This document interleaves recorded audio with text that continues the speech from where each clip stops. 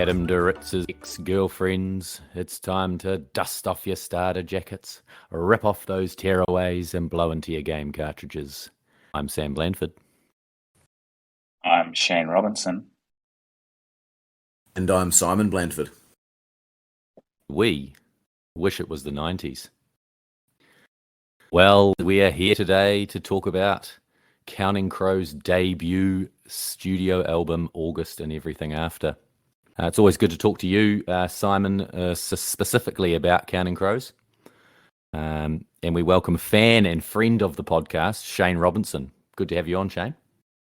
Pleasure to be here, lads. Thank you. So, a bit of background. This 11-track album was released on September 14th, 1993, and it was well received by critics.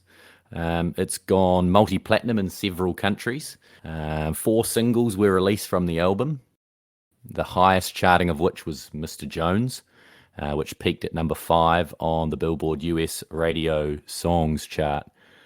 Just an aside quickly, can you guys name those 4 singles? Ooh, Round here?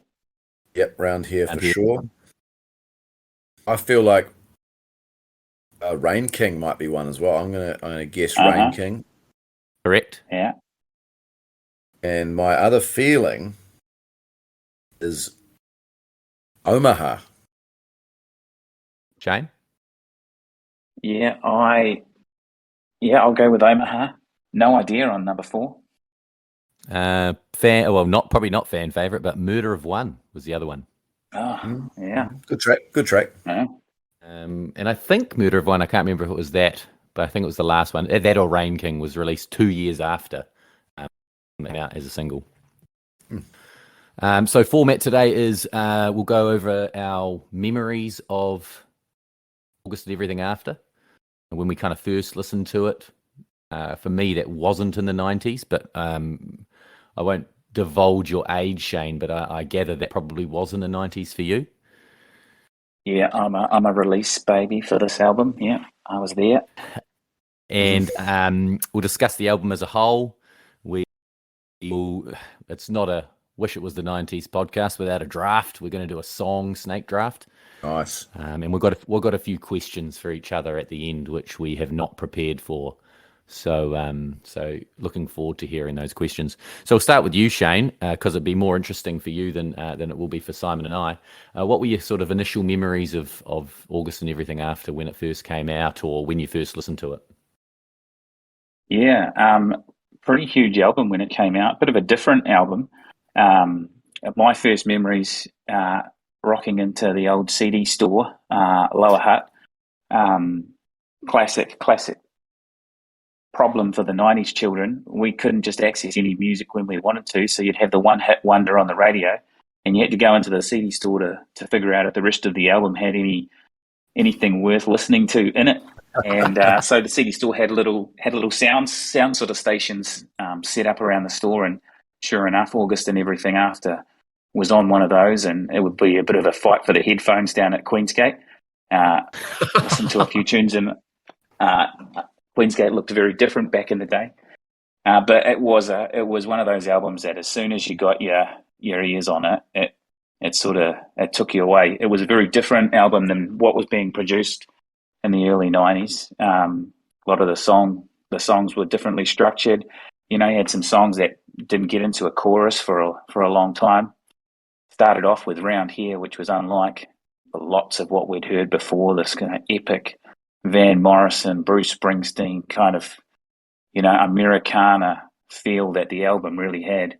And I suppose these days album cover art is a big thing, and people really judge albums on their covers, but that album had a real vibrant kind of cover, which attracted me as a young, pining teenager between loves, I suppose. Yeah. Yeah. What about yourself, Si? Yeah, I probably first heard the album, I would say, in about 2002.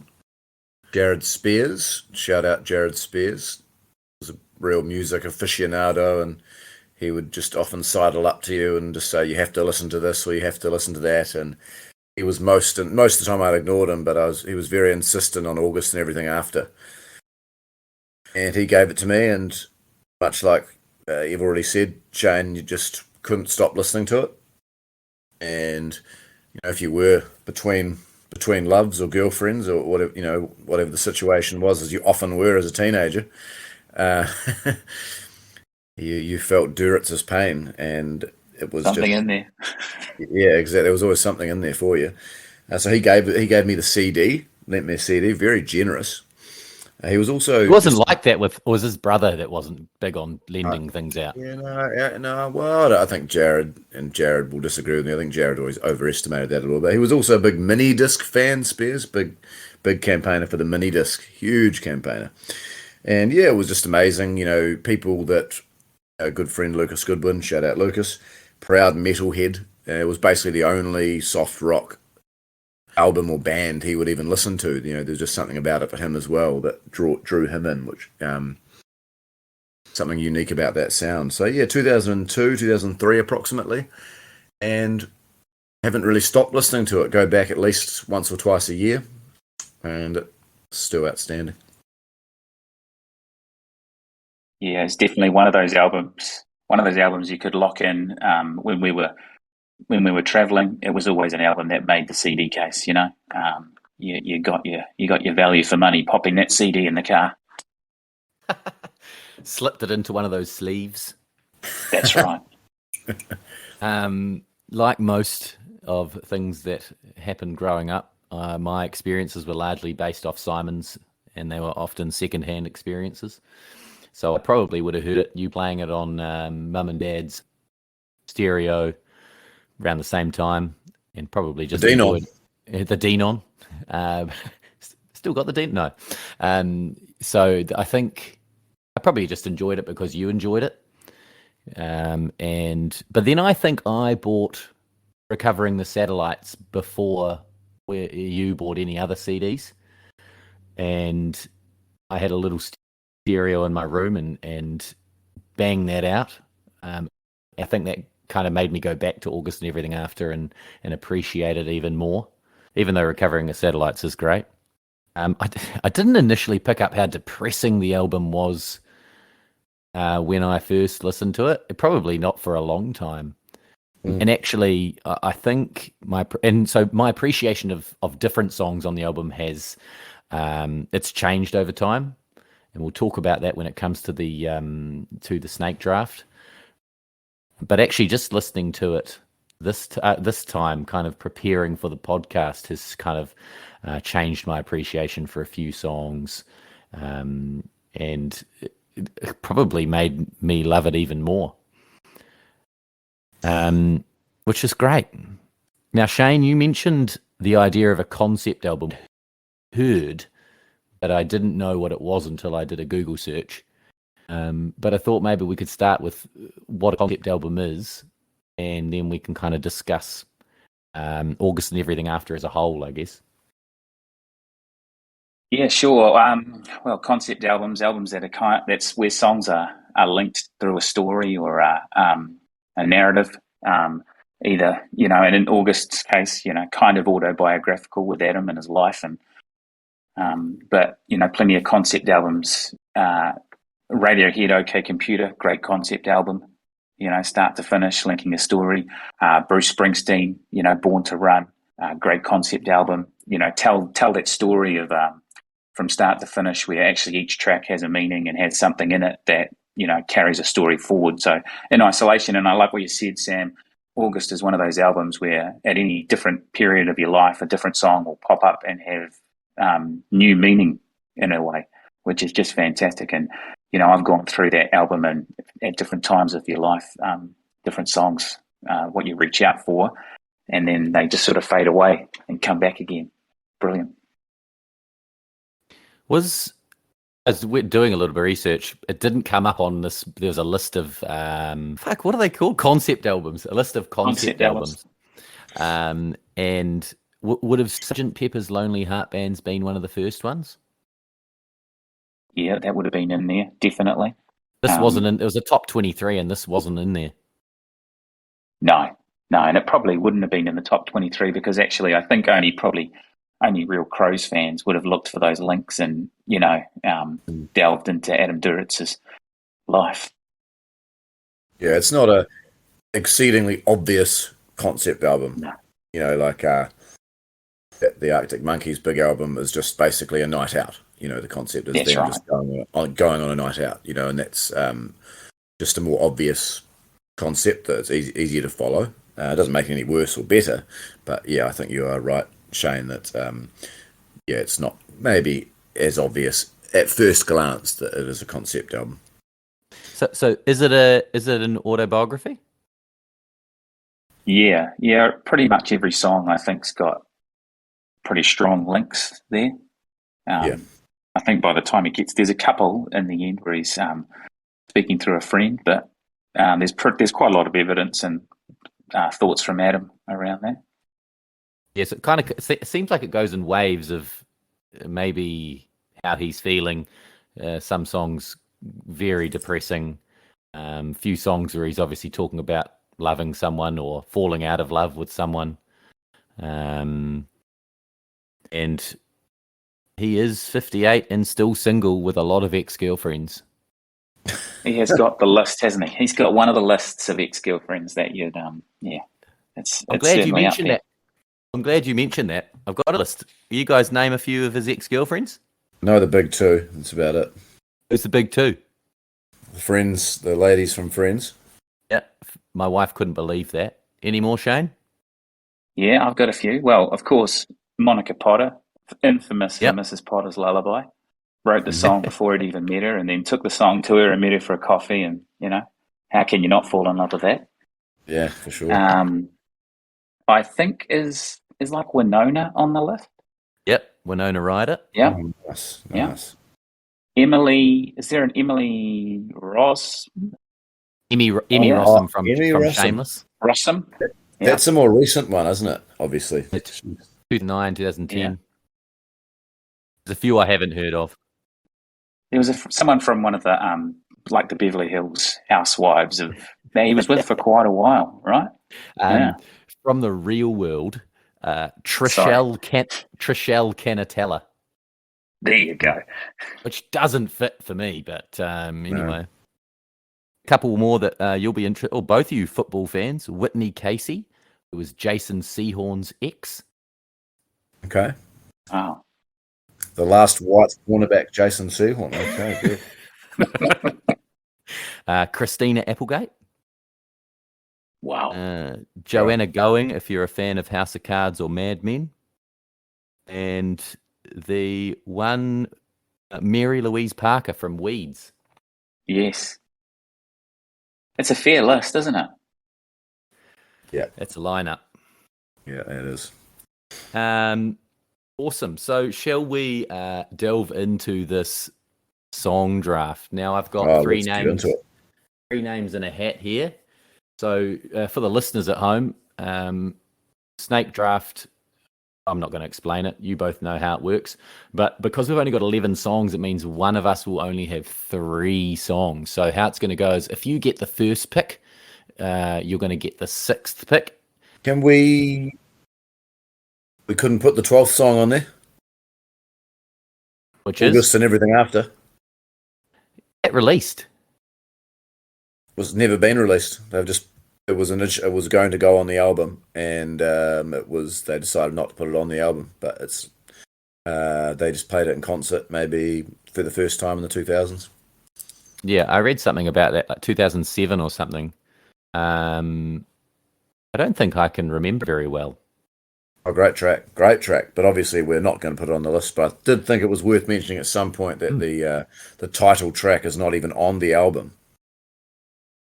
Well, how about the person who picks first? Because they're going to get the 6th pick and not go bang bang, and they'll just get the last pick as well. So 1, 6, and 11, and then the rest will be in a normal snake draft. And that person can get August and everything after, and it won't matter. I've got these names in a hat. I think there's a good pick to have If you were to Yep. want to pick, Shane, what pick would you want to get? I think I'd go 2. All right. Simon? Three for me. Yeah, well, here we go. First name. It's me. I'm first. That's the worst pick. You beauty. And this is bullshit. Shane's got second pick. Simon, you've got third pick. Yes. I would have wanted Yes. third. All right. So, first pick. Now, this is a tough one. So, I've done my draft board. And I don't want to pick it first, even though it's my favorite song, because I don't want either of you to get it second or third. But I'm gonna have to go with my favorite song on the album, "Anna Begins," and Top of my list too. top of your list. Yep. That's good for me to hear. Yeah, Anna Begins. So didn't love it. Well, I probably didn't recognize it so much when I first listened to the album. But I think you probably mentioned it to me one day, Simon, just like have another listen to it. And the way that it builds is just absolutely beautiful. And actually, I've noticed that a lot more of their songs in this album as well do build. And I think those are the songs that I'm a bit more drawn towards. Seems like it's a heartbreak song. At the start, I feel like he's talking about that he loves this girl, but she doesn't love him back. But then as it goes on, it's clear that it's kind of like a short-term thing that they both know it's not going to last. I think the drums in it are fantastic. It just set the tone. It doesn't really change throughout, except for certain bits where it really builds. The part that I thought it was a classic Young love and maybe it wasn't reciprocated, the love, was where it says, "It does not bother me to say this isn't love, because if you don't want to talk about it, then it isn't love." So like that's just that classic situation where one person in the relationship falls way harder than the other. But then it's clear in the next couple of stanzas that they're both pretty deep in it. But what are your thoughts on Anna Begins, guys? Yeah, I popped that line down as the one that stood out to me. If you don't want to talk about it, then it isn't love. You talk about the song just building. It just builds fabulously, flow and methodical. And by the end of it, you are just aching for this guy and this girl. It's just amazing. It's just an incredible song. And that is one of those ones that, the first time you listen to the album, it might not stand out as the one that you want and number one on your draft, but actually that's number one on everyone's draft. It's a classic. Oh, wow. Look at that. That's Unanimous. good for me to hear. Makes the number one pick any better. Because there are some fantastic ones that are going to get taken off the board before me at 6. But we'll move on to the second pick in the draft. Shane, what are you going with? Look, it's hard to go past this for me, and I've got an affinity with it. It's around here for me. I'm gonna lock that up because I just couldn't bear anyone else having that. Around here for me is just one of those crazy songs. I used to live in a small town, and the way he talks about living in a small town and kind of being trapped and trying to get out, it's just incredible. The silence at the start of that song and the slow build up, just really that gentle guitar just coming on in, and the lines that sort of stand out. I love walking on the edge of where the ocean meets the land. Yeah, just like she's walking. Stepping out the front door, but actually being invisible in the town that you're in. I just can't go past around here for me. Absolute classic track, and sets the album tone, tells you everything you need to know about the Counting Crows just as they get, in their first song. So, I'm going to lock in around here. I couldn't agree more. I've also got it as number 2. That eerie noise. I can't even tell you what it is at the start there.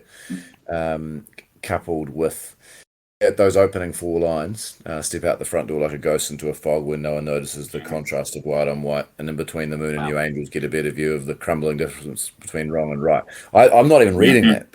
It's just amazing. Poetic. Amazing, yeah, for sure. Yeah. So I can't agree. Oh yeah, so I'm 1 and 2, 1 and 2, the same as you two. Quite brave of them, I thought, to have that. It's 12 seconds of nothing at the start, the Yeah. first part of your album. I often, well, when I first started listening to it, I was like, oh, something's wrong. You know, like the album Yeah. wasn't actually started. Quite brave of them, I thought. Yeah, and there's a lot of brave choices on the album, song choice wise, long songs, not Yep. radio friendly hits. Yeah, all the songs apart from one are over 4 minutes long. All right, that leads us on to the third, fourth picks back to back. Simon, what have you got? Well, very happy to get third pick, first of all, because I have a tier 1. And there are 4 songs in that tier. So I'm very fortunate that I get this pick. So with my third pick, I'm choosing Raining in Baltimore, which just is one of the great songs, really. Second on my list. Second on your list, yeah. I mean, no quibbles with that pick of second. But yeah, I just have always loved this song, and possibly this all round here was, I think, even more so Raining in Baltimore. The first time I heard it, I just thought this is just absolutely beautiful. And more so perhaps than any other song on the album. Just immediately hit me. And that when the circus is falling down its knees, Big Topper's crumbling down. It's Raining in Baltimore. That went at the 50 miles east. That part there, 50 miles east. That chord that he hits is just perfect. Yeah, I haven't got much to say about or deep and meaningful about the song. I just think it's an absolutely stunning song from start to finish, and that's why it's my number 3. This was my second favorite. Second on my list, and was my favorite for a long time on the album.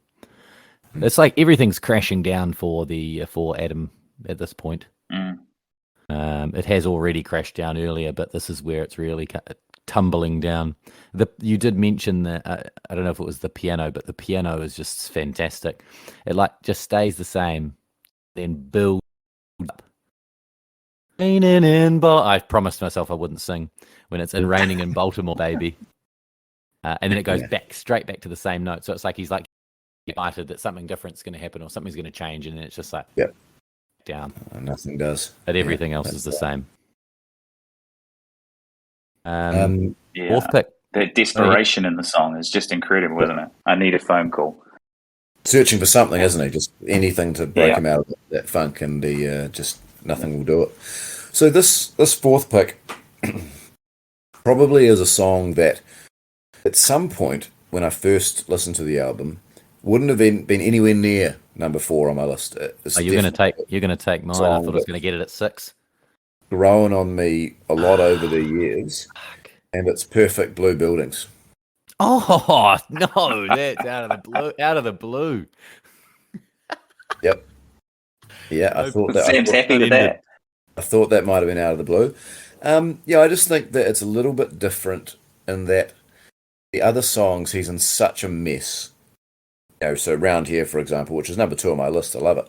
He's in such a mess, it's almost hard to figure out what's going on in his head at times, which is fine. That's the whole point of it. Whereas Perfect Blue Buildings, for me, is it's coherent in its incoherency. It's I understand where he is. These lives that are completely meaningless, and one of my favourite lines is asleep in the Perfect Blue Buildings beside the green apple sea, which is just almost like he's so depressed or he's so tired, because it's 2:30 a.m. on a Tuesday. It doesn't get much worse than this. Yeah. He's so tired as the sea. He's like a green apple almost. He's so depressed and tired, almost dizzy. So, yeah, bit out there, that one, but that's a song that has grown on me massively over the years. Shane? Yeah, that's a great pick. 4:30 on a Tuesday. It does not get any worse than that. I didn't have that one. I am gonna look. I'll take my pick next, Sam. Correct? Yeah, I've got a couple of things on Perfect Blue Buildings. It wasn't fourth on my list. It's actually quite low on my list. I thought I was going to enjoy it more because I hadn't listened to the album for a while, and then yeah, it's a little bit lower on my list. He's in depression at that point, surely. Oh, look, I got to get me a little Oblivion, baby, is just fantastic. Yeah. I love that. I liked I've got bones beneath my skin. There's a skeleton in every man's house. Beneath the dust and love and sweat that hangs on everybody, there's a dead man trying to get out. Oh, you're making my argument here. That's fantastic. Yeah. Oh, look. Yeah. It's up there for me, but it's it's not a tier one. No, fair. Fifth pick now, Shane, is yourself. Yeah. I'm just creating a mini little opus for myself here. So I don't think this will be stealing anyone's, and so I'm pretty happy about this. And isn't it great? What I love that we've come to this podcast and we're at the fifth pick and we haven't even picked any. There's a couple still on there that most people would have thought would have gone first. I'm going to pick my favourite song on the album, and it's "A Murder of One," and it's my favourite Counting Crows song on the album. Wow. This was a close one for me. I need something upbeat though. I wanted this, and this is the climax of the album. This is where the album, comes to life. There's a couple of reasons I love this song. When it's live, this is the song that Adam really gets up for. He loves this song, and he gets the crowd really into it. But it's that we were perfect when we started, baby. I've been wondering where we've gone all my life. It's such a shame. That angst-ridden, I've wasted a whole lot of time here on this depression and these people. I need to get on with things. I love "A Murder of One." Yeah, number 6 on my list, so I'm only one away from you there. Although you probably had it number 4, presumably. Is that right, Shane? Yeah, I did. You would have picked it 4, wouldn't you? Yeah, it was a tight call, but yeah, I've picked it 4. Yeah. Okay. Yeah, 6 on my list. Duritz has said that the theme of the album is change, and the last lyrics change. Yeah. It's the longest song on the album too. Didn't realize that. It's a long one. They like to play with it. They like to play with it live. Yeah, that's synonymous. Most of their songs they change up quite a bit live, don't they? Yeah. Yeah, in a good way, I think. Some people get real mad about it, but I love the way they change up their songs. They're still recognisable, but they just put a new spin on it that makes you appreciate it more. This is a tough one here. Far out. Not tough for me. No, I think you need to know what you need to do here, Sam. I think in terms of winning the draft, I have to go with Mr. Jones. But it's not higher on my list than I've got 2 songs ahead of it. But I'm all about winning song drafts and fantasy. It's funny you mentioned before you sound like a real fantasy footballer where you're like, I got to get an upbeat song. It's like you're shooting for upside or something. I'm gonna go with Mr. Jones just to give myself a chance. Potentially people are going to say this is the number 1 song on the album, and I've got Anna Begins, which is quite a dour song. So Mr. Jones is friggin' great. It's not in my top tier, but shit, every time I hear it, it's it's one of those songs that I love Counting Crows, but my friends don't necessarily love Counting Crows, but they love Mr. Jones. So when it comes on, I can enjoy it with them. A question I had was, when did this start playing in bars? Shane? Pretty early. Pretty early. When this album came out, this was the song. And so it's kind of the perfect radio hit, right? I don't think you could make one that was better. And so I think for Counting Crows fans, for a while you fall in love with this song, and then you begin to resent it because it's kind of what people believe the Counting Crows to be. but you do come back to it. You do come back to it with what they've done with it live. You can access. People can access the Counting Crows through Mr. Jones at least. Yeah, and it's a real Counting Crow hipster song to hate. So I was expecting Mr. Jones to actually go lower on the draft board, just because it's become a real song to hate. So I will always stick up for Mr. Jones to those hipsters, because it's in keeping with the concept album. It's brilliantly done lyrically. It's catchy as hell. It's a wonderful song. So I've got I was surprised you picked it. I would have picked another song over it, but I can't have major quibbles because it's just a great song. The classic song. Assuming that it had gone before this, there's two songs I have above it on my, it's lower than those songs. But yeah, I still love it. I like, there seems to, throughout the album, there are a couple of things that come up a couple of times, like Walking on Water. And the color grey obviously comes up a lot, and I do love the bit where it's like, I'm going to paint my picture grey as my favorite color. I felt so symbolic yesterday. If I knew Picasso, I would buy myself a grey guitar. Love that bit. And when he talks about I want to be a lion, kind of goes back to around here, with the lion we sacrifice, like, how's it go? The talk just like lions, but sacrifice like lambs. Yeah. And I like the line, when everybody loves me, I'll never be lonely. Just kind of, and the beauty of the beauty of this song, the unplugged version of this song or the acoustic version, it actually shows you what a great song it is lyrically and instrumentally. It's a classic on that Across the Wire. So I'm not going to say I regret my pick, but I'm gutted. 7th pick, Shane. I'm pretty happy that this one has fallen to me.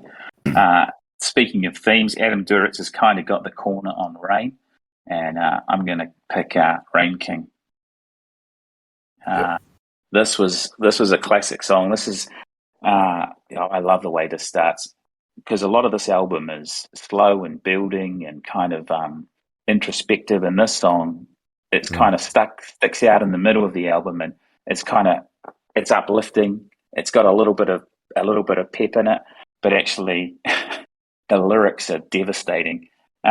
She's been crying and I've been thinking.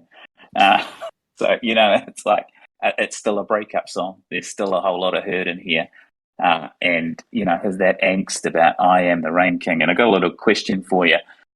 How do you sit on that? Do you remember the very end of Rain King? Where do you fall on the howl at the end of Rain King? Do you remember? I am the Rain King. Yeah. I love it. I wouldn't have it any other way, actually. That's it. Is there a reason that there's a howl? I don't know. Probably just a bit of a release, I think.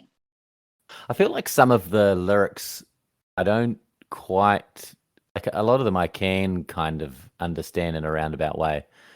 Some of them I don't. And is that because it's off a book? Yeah. A book or something, isn't it? It's Henderson, the Rain King, I think it's called. But by Saul Bella. But I haven't read it, and I've always wanted to read it.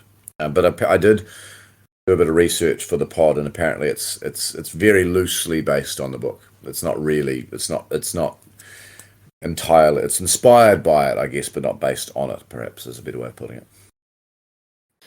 Yeah, it's wasn't really high on my list.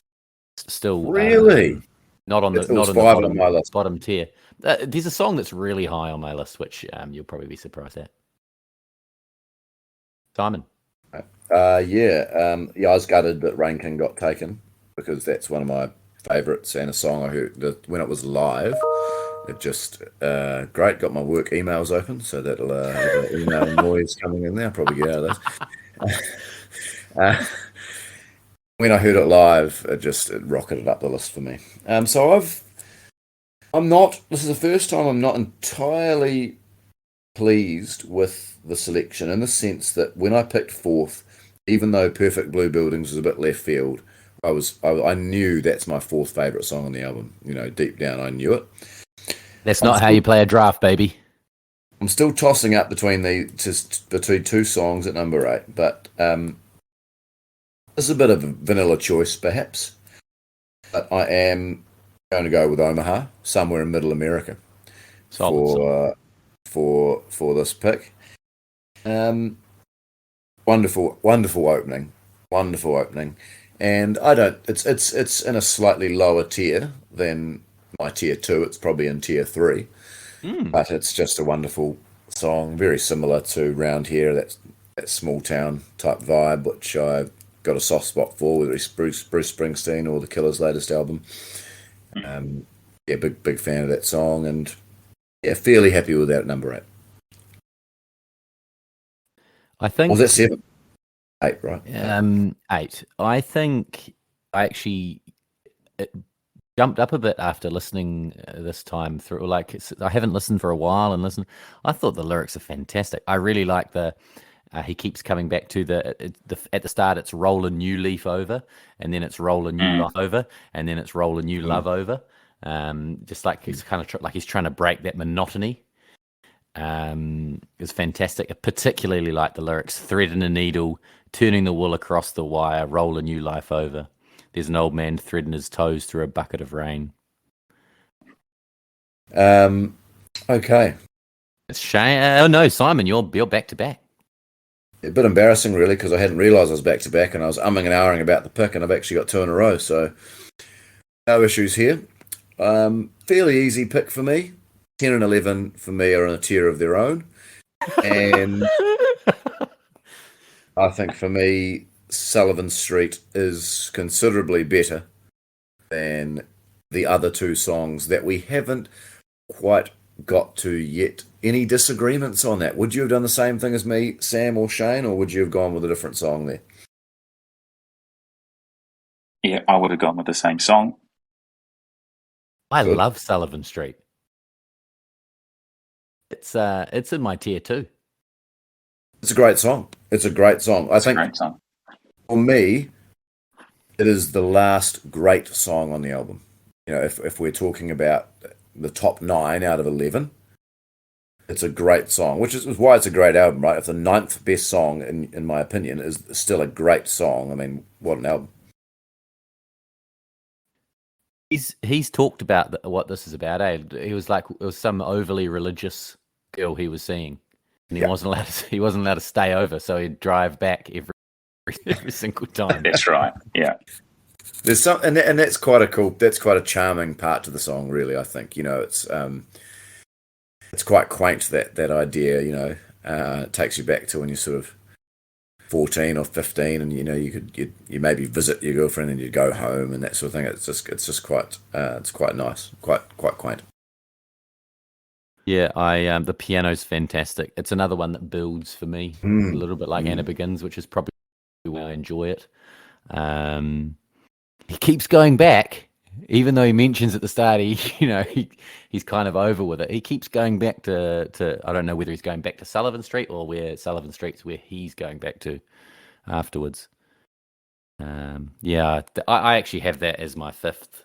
So I was thinking about taking it instead of Mr. Jones. Wow. Yeah, it's a pretty song. I've got it at 7. I'm glad we're in agreement of the last 2 songs. What have you got for us? Is it my pick? Yeah.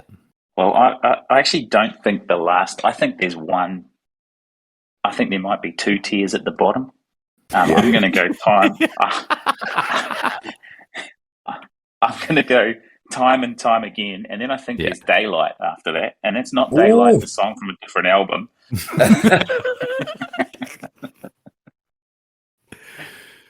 I'm going time and time again.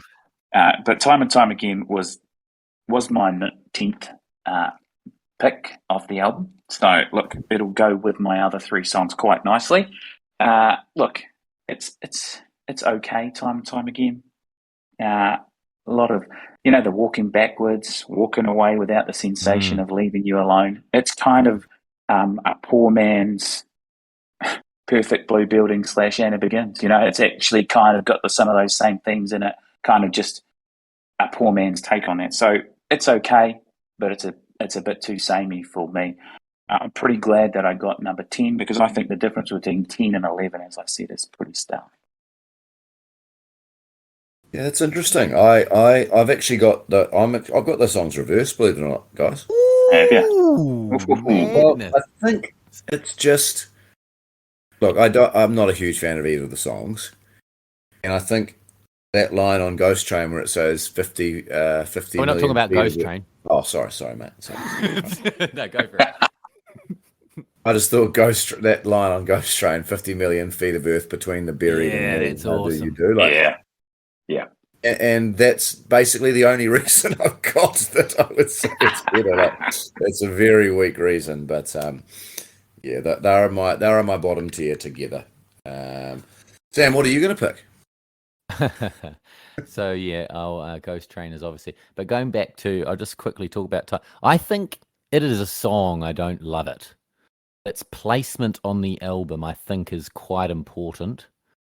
Like those first 5 songs kind of go through a journey, and then time and time again is kind of him saying that he's stuck in that, and he gets stuck in that loop of what those previous 5 songs. Yeah. So I think that bumps it up for me, and it doesn't have the consistent "How do you do," which Ghost Train has, and that kills me. The "How do you do," how you just keep saying it over and over and over. Even more than time and time again. At one point, he just keeps saying it. Like, that's the only lyrics he's saying for a long time in that song. But I love that. Two lyrics I specifically like. The 50 million feet of earth between the buried and me, and love is a ghost train rumbling through the darkness. I thought it was quite nice too. That's a great lyric. Yeah. You mentioned your tiers, Simon. I'd be interested you've obviously got a good list there. I'd just be interested to hear your tiers. Yeah, sure. Although maybe not after you're choosing Ghost Train over time and time again. It's recap of the draft. So, yep. I had first pick, 6th pick, and 11th pick, and I went Anna Begins, Mr. Jones, and Ghost Train. And that's exactly how they are on my list of songs. I've got those 1, 6, and 11. Right. Shane went second, and he went Round Here. Then he went A Murder of that correct? That's correct. Then Rain King and Time Again. And Simon had Raining in Baltimore, Perfect Blue Buildings, Sullivan Street, and Omaha. I know I didn't win. I think I like Shane's songs better. I think you whiffed picking Perfect Blue Buildings at 4. No, I'm happy with that. If Rain King had fallen to me instead of Omaha or Sullivan Street, I feel like I could have won that. But like, I needed Rain King to fall, and it nearly did. It nearly did. But the good thing about it is it's all subjective, and people might like Ghost Train. So, you want to talk us through your tiers? I'd be interested to hear your tiers. I think we'll probably get an idea from what you're talking about. But I've got 4 tiers, and so a tier basically what that means is there's not much separating the song, So for me, I've got Anna Begins. I think the audience understand the idea of a tier. Okay, Anna Begins, Round Here, Raining in Baltimore, and Perfect Blue Buildings in tier 1. And then in tier 2, I've got Rain King, Murder of One, Mr. Jones. So that's like my next. So I don't think there's much separating those things. Rain King, Murder of One, Mr. Jones, like all incredible. Then Omaha and Sullivan Street are in my tier 3. They're sort of the next tier that are hard to separate. And then my final tier otherwise known as the Duds, Ghost Train, and Time Again. Shane, have you got a tier list over there? Well, I've got a bottom tier, and it's a little bit different. I've just got Ghost Train on my bottom tier. That's it. I can live with that. And then the next up from that, I've got a little tier of Omaha, Time and Time Again, and Sullivan Street. Then I've got a tier just above that, which is actually pretty hard to separate those next few songs, probably with just a couple of elite ones at the top, sort of round here. Anna Begins, the top two tier, and the other one's just banged in the middle. But very, very slight difference between that top tier. Yeah, I got Anna Begins, Raining in Baltimore round here in my tier 1, and I've got Time and Time Again and Ghost Train in my bottom tier. And then tier 2 and tier 3 are very difficult to separate for me, but I've got Sullivan Street, Mr. Jones, A Murder of One, some of probably my next favourite, and then Rain King, Omaha, Perfect Blue Buildings, sort of probably in tier 3. Sure. This is what I wanted to win the draft. That's what I knew would take to win. And I got my top 3.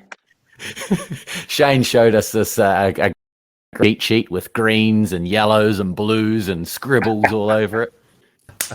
Fantastic. He says he's been at school doing work, but he's actually just been writing up a cheat sheet. That's work. So we've got a couple of questions, one question each, and then we'll call it quits for tonight. But I can't remember whose question we're going to go. We'll go with my question, which is, which 3-song stretch on the album is the best? So which one do you look forward to the most? After doing that, hearing where everyone ranks songs, I think we might have some different answers for this. So, yeah, Simon, we'll start with you. I'll go last. So go Simon, then Shane, then myself. Simon, what's your tell us your process anyway of how you decided on this? Well, I went on the internet and I looked at the track listing, and then I decided what I thought were the best 3 songs, and it was very, very tricky.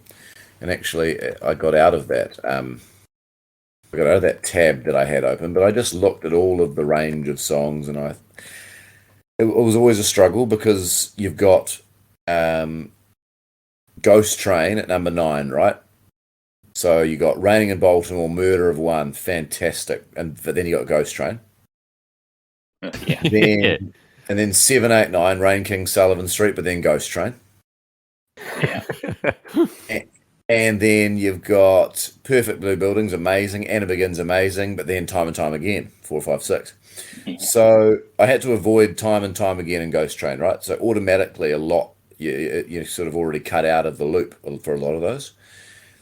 So I was tossing up between 2. I won't reveal what the other one was, but I ended up going 3, 4, 5. Mr. Jones, Perfect Blue Buildings, and Anna Begins was my sort of my Mount Rushmore. Even though there's obviously 4 on Mount Rushmore, that's what I'll go with. Mr. Jones 3, 4, 5.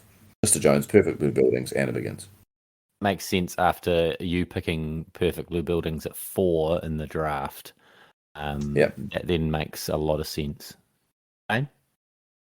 Yeah, very similar. Unfortunately for me, I had Omaha, Time and Time Again, and Ghost Train, which I really didn't want to include in the top 3. And their positioning in the album made it very difficult. I had settled on 3, 4, and 5. Start off with the pop chart hit that is Mr. Jones, flight into Perfect Blue Buildings, and finish with the opus that is Anna Begins. And I was pretty happy with that. So I totally agree with you, Simon. Nice, Shane. Yeah. I could be controversial and say I came up with something different, but that was mine as well. I had to include Anna Begins. Look, I don't think you can go wrong. You want to avoid Omaha. I don't mind Omaha. I think it's a good song. and I really enjoy it. So the one I was tossing up was just the first three. Yeah, me What too. what a great first three songs to start with. Yeah. But yeah, it is quite a unfortunate. That was why I asked the question. It was quite unfortunate some of the placement, like Ghost Train at 9, just kills it. If Raining in Baltimore was one spot up, 7, 8, 9 would have got a very hard look from me. Yeah. So Simon, what was your question? My question was, if you had to recommend to someone who has no knowledge of Counting Crows whatsoever, within reason, obviously they've heard of Mr. Jones. If you had to recommend one song that you would think, oh yeah, this will get this person hooked on August and Everything After and Counting Crows, but it can't be Mr. Jones. Which song would it be, and would it be different to your favourite? Jane, you go. Yeah, well, I think it would be different because we sort of talked about songs, the songs on this album evolving over time. So interesting that it's a new fan and you want to hook them in. I think there are a couple of kind of obvious answers that have a little bit in there for people. I would probably go for Rain King. I would probably go for Rain King to get them in. It's a little bit. It's got a little bit of movement, a little bit of upbeat, but it's also got some of that pain in there that you need to get if you're going to be a Crows fan. So I had two on my list, but I probably would settle on Rain King. Yeah, mine is. I think that's probably dependent on the person that I'm talking to, and my knowledge of that person. Because I certainly wouldn't recommend the song to some people. But both Simon and I have alluded to the fact that the first time we heard it, or initially really, really loved Raining in Baltimore. And so that would be the one that I would recommend. Again, probably not everyone's cup of tea because it's quite slow and depressing. But if you're going to like Counting Crows, you will like Raining in Baltimore. So exactly. Whereas I don't necessarily think that of some of the other songs. So that would be my pick. Yeah, and the reason I asked the question was, I think for all of us, Anna Begins is the number one, but it also might not be the song you actually would give someone for the first time if your life depended on making this person a Counting Crows fan for the first time. So yeah, that's the reason I chose that. And for me, it probably would be Raining in Baltimore too, just because probably hits you straight away, perhaps more than Anna Begins. Yeah, I've played Anna Begins for lots of people, and they just like it. That it's just another song sometimes. It's fucking devastating. That's right. I'll wait for this bit. Shane, yours, please. Yeah, so we've all talked about this album. It's a fantastic album, but it does have room for improvement. So if you could go back and get the Crows, I'm not even asking you to cut out one song. We know what that song would be. We're not going to. No, make it 12. Make it 12, so it can be a proper snake draft. Then it's a snake. Yeah. What Counting Crows song would you add into August to fit the theme and complete the album? So I chose this question because it's a bit of a tough one, because obviously Counting Crows, when they released satellites, covering the satellites, changed their sound quite a bit, and they've done so continuously. So not that easy to get a Crows song that would fit into this kind of an album. So I think we'll do one each. I've got 4 down, so I've got 4 different albums, and I've got one from 4 different albums. But I'll go with the one that came to my mind first, and then I'll share my honourable mentions later. I've got one. It's good. One is all you've been asked for. My one is From This Desert Life, and it's Colorblind. Colorblind came to mind first. I don't know why. I just like those lyrics, like, I am ready. I am ready. I don't know, just that just hit me, and the piano. So Colorblind was my choice. There's only room for one piano song on this album. Bad choice, but it's fine. Good on you.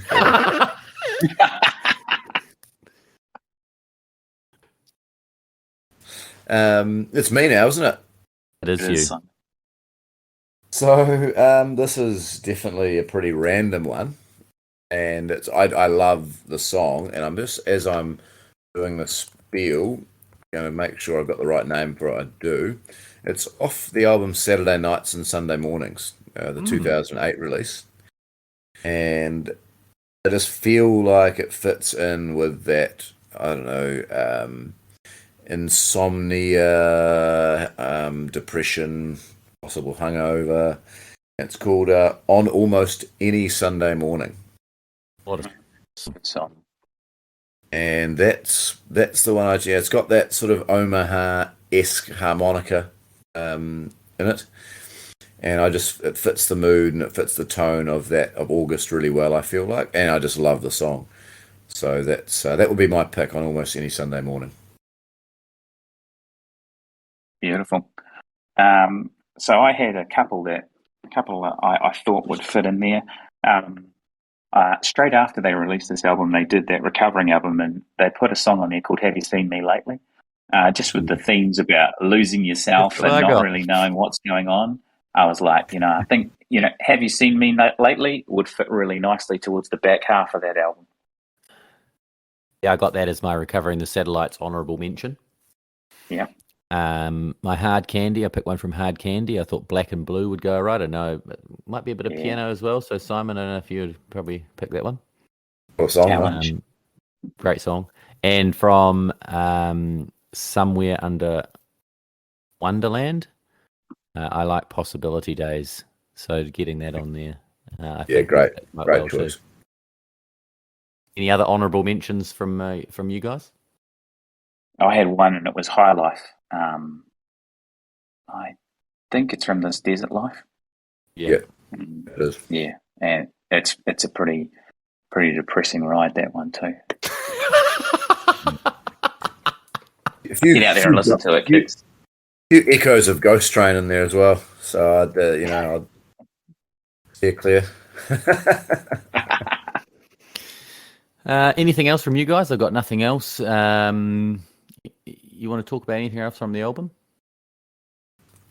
I don't have anything else to say. Just probably of all the albums I've ever listened to, I'd say it's probably the album I've listened to the most in my life. Same. Yeah, I'd agree with that. It's the one you can just bang on, and it can suit your mood. So great in a car, great around the house. It's just got everything in it. And like I say, at different times in my life, I think it served different purposes, and that's what I love about this album. Really accessible. You've got to have a little bit of melancholy in you listening to this, but that's Adam. Yeah. This is our first foray into music. I wouldn't call myself a muso, but I certainly love this album. But if you did enjoy it, hit us up in the Slacks. We're on Instagram and Twitter, WIWT90S. We've got a Facebook group, but no one does anything in it, so don't worry about that. But if you've got any other albums or songs or anything music related from the 90s that you'd like to hear about, then let us know. And I won't be on that one probably. But that's it from us. Signing off. Cheers. Thank you. Keep that.